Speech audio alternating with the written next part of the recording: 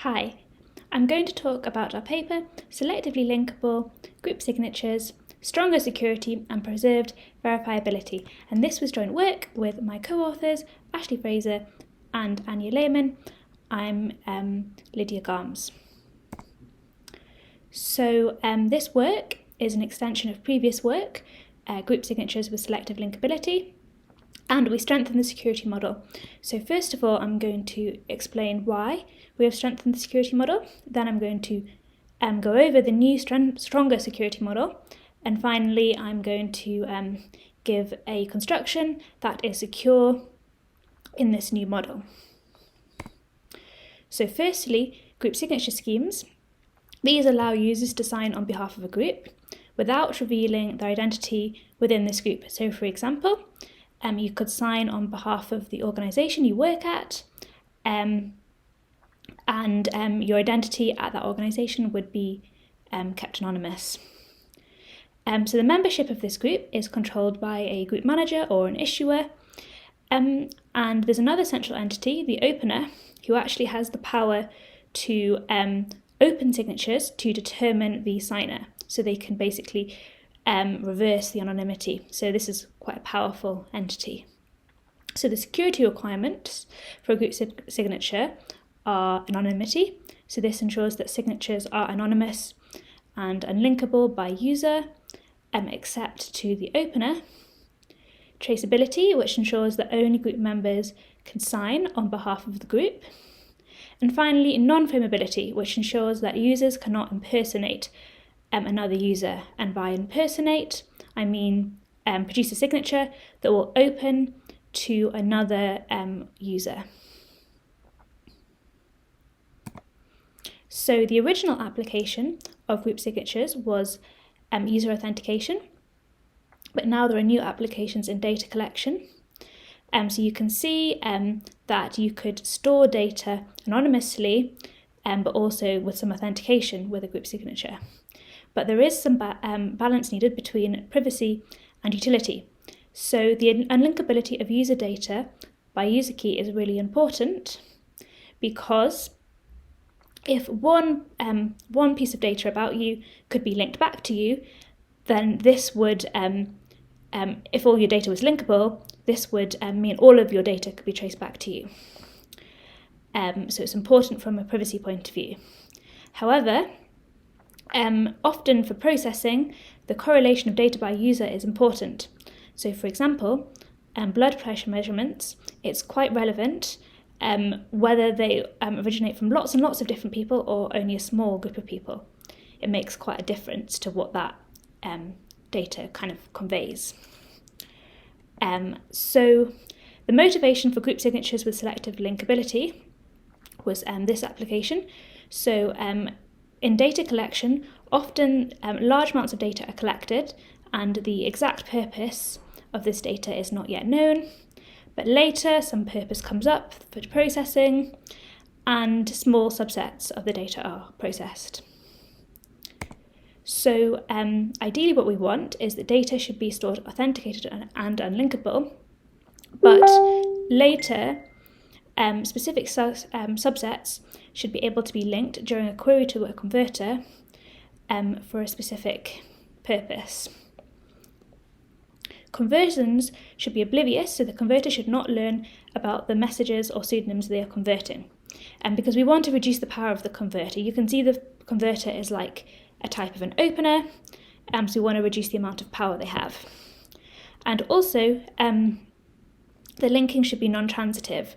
So we want the outputs of different convert queries to be unlinkable. And this is important because otherwise all data that had ever been queried to a converter could all be just linked together, and so gradually a user's privacy could be eroded. Okay, so in the paper MGL19, group signatures with selective linkability were introduced. We're going to refer to the CLS model as the security model. And signatures are unlinkable by default, but the converter can convert subsets of pseudonyms and messages into a linked representation. So I'm referring to the word pseudonym, to mean the part of the signature that allows for linking, essentially. So again, as I mentioned before, conversions should be oblivious and non-transitive. So another thing is that both the data collector and converter are assumed to be honest but curious. So there are some limitations in this model. So in CLS, they assume that the entity that collects the data is the same as the entity that processes the data. So the authentication is lost in the conversions. Only pseudonyms are converted, not signatures. Additionally, we assume that the data collector only inputs well-formed inputs to the converter. So essentially, we're assuming the data collector is honest but curious, which isn't possible to enforce in practice, except for by trusting the data collector to do this. But in some cases, the data processor and data collector are not separate entities entities that trust each other. So, for example, in the US, the Regional Health Information Organization integrates the medical records of lots of hospitals, but they don't actually store the data themselves. The data is actually stored by a third party, and the organizations that process the data, such as the hospitals or the research organizations, don't necessarily trust this third party. So now I'm going to describe the strengthened security model, which we called CLS+. So in this model, signatures as well as pseudonyms and messages are blinded, converted and unblinded. So we no longer rely on the honest but curious assumption for the data collector as well. However, we do still rely on the honest but curious assumption for the converter. And in fact, we actually rely on this for the converter to blindly re-authenticate the data in conversions, which I'm going to go into more later. Now, we justify this because the converter is a single entity that is trusted, and as opposed to the data collectors, in which there could be a large number of them and they're not necessarily known or trusted. Additionally, it's slightly easier to audit the converter because they perform the conversions obliviously. So here are the entities that are involved in our CLS+ model. So we have the issuer, as in a standard group signature. This joins new users to the scheme. We obviously have users who sign data. We have the converter who blindly converts unlinked data into linked data. And we have the data collector who collects data and holds this, and the data processor who processes the data. So the issuer, user, and converter all have their own secret keys. As in group signatures, all parties hold the group public key, and the data processor holds the blinding secret key. And all parties have a blinding public key which corresponds to this. The data collector doesn't actually have a designated secret key. So, as in standard signatures, to join, the user simply performs an interactive protocol with the issuer, and as a result, outputs their user secret key. So, I'm going to refer to these like clouds from now on. The blue cloud represents unlinked message pseudonyms and signatures, and the yellow cloud represents linked message pseudonyms and signatures. So by this I mean that pseudonyms from the same convert query from the same user are going to be the same. Okay, so to sign, the user simply uses their secret key to sign a message and sends the message and the pseudonym and signature output to the data collector.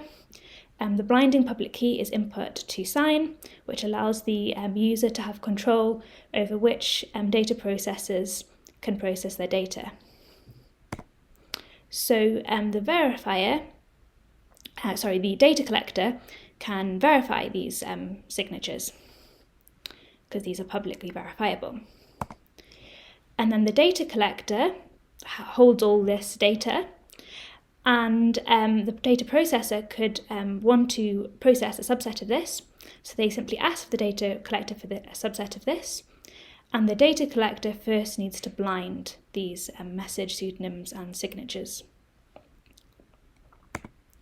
So they send this blinded like tuples to the converter, and the converter converts this into linked tuples, but they're still blinded. So the converter can't see the linkage. They can just they can link them without knowing that they're linking them, essentially.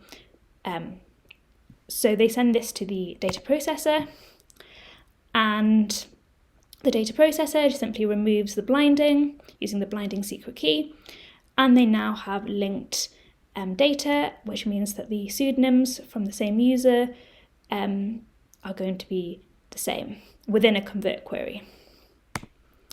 So now I'm going to describe the security requirements in our model. So anonymity ensures that signatures are anonymous and unlinkable, and non-transitivity ensures that the outputs of different conversion queries are unlinkable.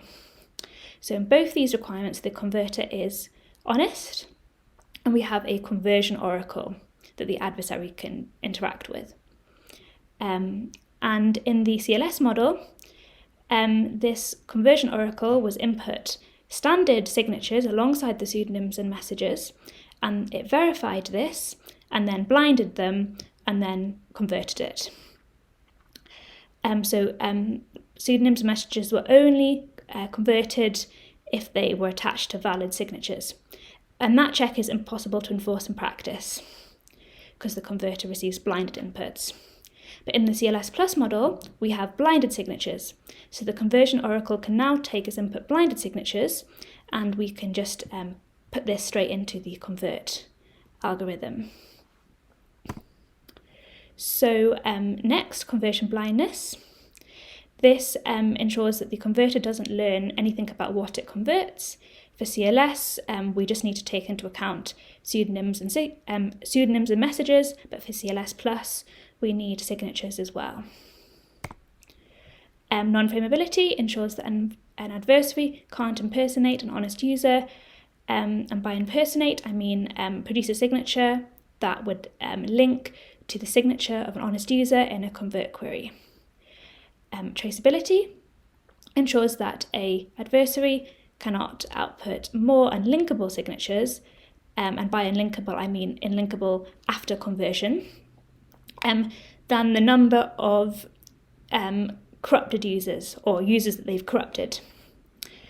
Okay, so for both of these requirements in the CLS model, we only had to ensure them for standard signatures.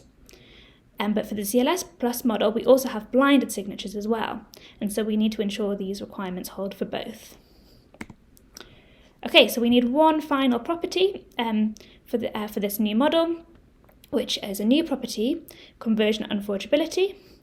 So I just mentioned that we have blinded signatures as well as standard signatures, but actually we also have two more types of signatures. So we have converted signatures and we have unblinded signatures. So we have 4 types of signatures in total in this CLS Plus model. And we need to ensure our unforgeability guarantees for all of these types of signatures. So we actually make use of the honest but curious assumption for the converter when formalizing this requirement, because the converter is now input blinded signatures which they can verify.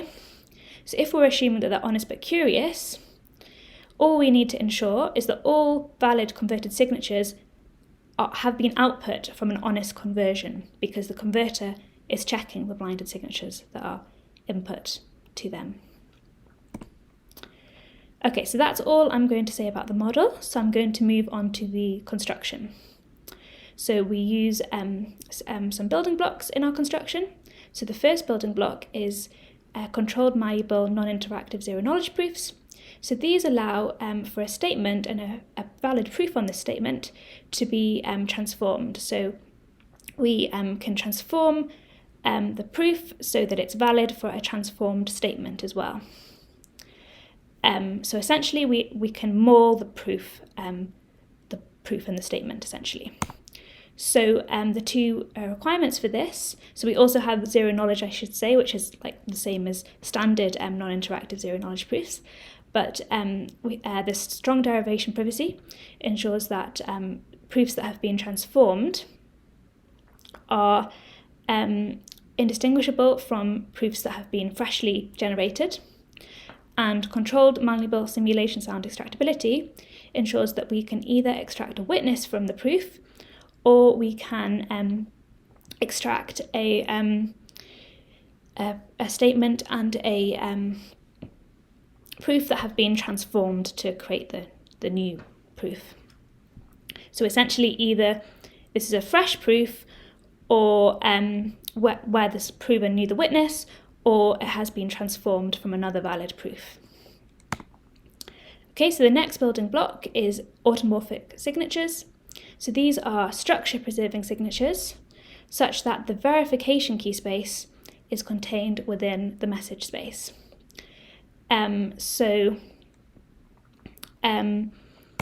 We use this in signing. So the issuer's key pair is an automorphic signature key pair, and the user can first generate their own, when they're joining the scheme, they can generate their own automorphic signature key pair, and with a signing key and a verification key, and the issuer simply signs the verification key, and this becomes their credential. So this credential is what they use to prove that they're a member of the group. So the automorphic property means that the verification key can actually be signed because it's within the message space.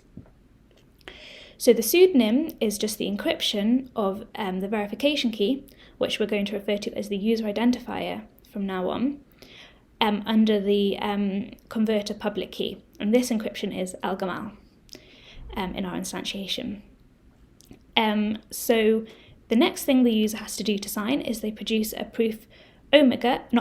signature omega, using their signing key on the message that they are signing. And they don't actually reveal this proof omega, this signature omega, but it's actually, they prove knowledge of it in a controlled malleable NISIC. And this controlled malleable NISIC is going to be what is output as the signature. So in this proof, they prove that they know the verification key that is encrypted to form the pseudonym, that this is the same verification key that they have a credential on under the issuer public key, and also that they have a valid signature on the message, also under this same verification key. So the credential is necessary for the traceability property, and the signature omega is necessary for non-frameability, to ensure that in order to sign, you do actually need the signing key. And anonymity is ensured because of the encryption scheme for the pseudonym and the fact that the proof is zero knowledge. Okay, so construction, conversion of pseudonyms. So this is similar to in the original construction. So the original pseudonym, like I said, is just the encryption of the user identifier under the converter public key. And we're using Algamal encryption, so we can add layers of encryption. So we add another layer of encryption under the blinding public key to blind the pseudonym. Then we can remove layers in any order in Algamal encryption. So in conversion, they simply remove the encryption under the converter public key from this pseudonym, and this ensures that it is linked, and they raise this to the power of R. This value R is chosen to be the same within a convert query, but different for different convert queries. And finally, to unblind, just the last layer of encryption under the blinding public key is removed, and we have the user identifier to the power of R as our final pseudonym. And you can see within a convert query where R is the same, this is going to be the same for the same user. But due to the DDH assumption, this is different in different, this is unlinkable in different convert queries. Okay, so the conversion of signatures. The original signature, like I said, is a controlled malleable NISIC, and this means that when we blind the pseudonym in the message, we can actually transform the controlled malleable NISIC to match the new instance. So that's what we need to do to blind the signature. Then in convert, the blinded signatures are going to be input, so the converter can just check these before they convert. And then they just need to attest using a standard signature scheme that this came from them. So they just attach their own signature. This is just a standard signature scheme. So that's the converted signature. And then the unblinded signature includes the output of the converter alongside a proof of correct unblinding of the message and pseudonym. So the fact that the malleability is controlled ensures that we can still ensure traceability and non-frameability. So it's not possible to maul the signature to circumvent these requirements. And strong derivation privacy of the controlled malleable NISICs gives us our conversion blindness, ensuring that the signature is successfully blinded. And finally, our new conversion unforgeability requirement is just given due to the standard security of the signature scheme used by the converter. So in conclusion, we've strengthened the security model for group signatures with selective linkability, and in this new model, we no longer have to assume that the data collector inputs only well-formed inputs to the converter, and on top of that, we preserve authentication throughout the conversion process. And on top of that, we give a construction that is secure in this new model, but it is less efficient than the old construction, significantly less efficient, and so interesting future work could be to try and improve on this.